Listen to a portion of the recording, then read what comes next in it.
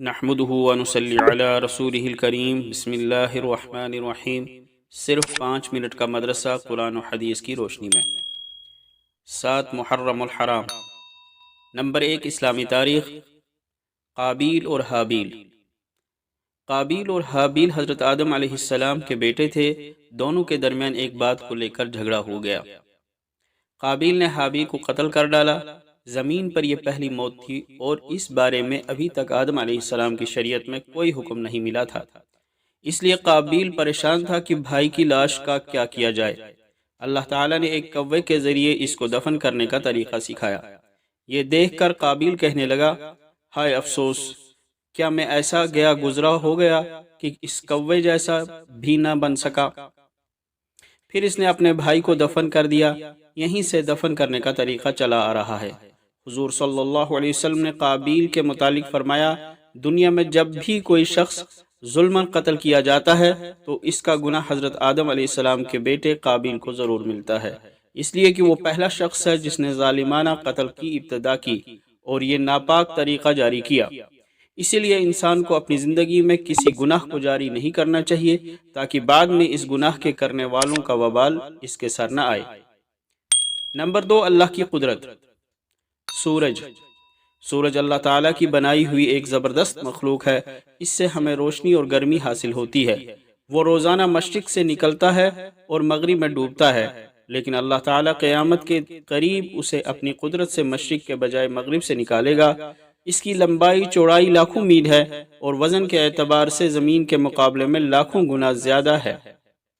اتنے وزنی اور بڑے سورج کو مقررہ نظام کے تحت چلانا اور کروڑوں میل کی دوری سے پوری دنیا کو روشنی اور گرمی عطا کرنا اللہ تعالیٰ کی قدرت کی بڑی نشانی ہے۔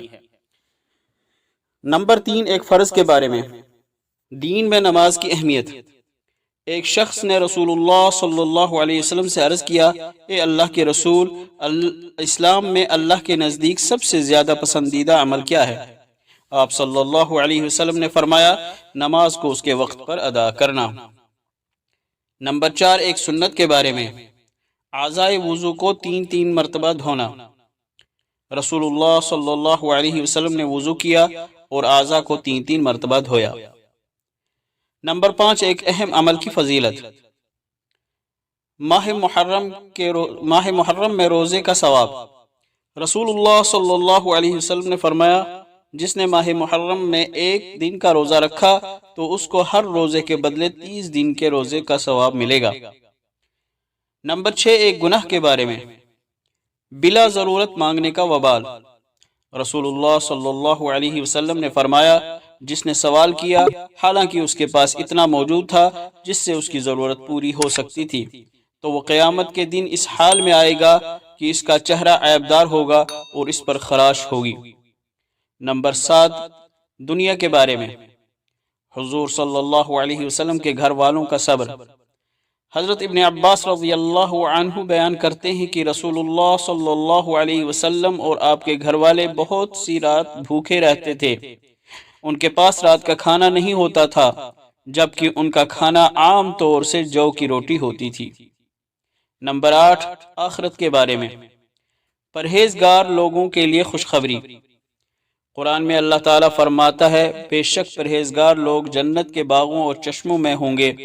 ان سے کہا جائے گا کہ تم ان باغوں میں امن و سلامتی کے ساتھ داخل ہو جاؤ، اور ہم ان کے دلوں کی آپسی رنجش کو اس طرح دور کر دیں گے کہ وہ بھائی بھائی بن کر رہیں گے اور وہ تختوں پر آمنے سامنے بیٹھا کریں گے۔ نمبر 9، طب نبوی سے علاج۔ ہمیشہ صحت مند رہنا۔ رسول اللہ صلی اللہ علیہ وسلم نے ارشاد فرمایا، روزہ رکھو صحت مند رہو گے۔ نمبر 10، قرآن کی نصیحت۔ آپس میں اختلاف سے بچو۔ قرآن میں اللہ تعالیٰ فرماتا ہے، تم ان لوگوں کی طرح مت ہو جانا جو آپس میں ایک دوسرے سے جدا ہو گئے اور اختلاف کرنے لگے، جبکہ ان کے پاس صاف صاف دلائل آ چکے تھے۔ ایسے ہی لوگوں کے لیے بڑا عذاب ہوگا۔ اللہ تعالیٰ عمل کرنے کی توفیق عطا فرمائے۔ وآخر دعوانا ان الحمد للہ رب العالمین۔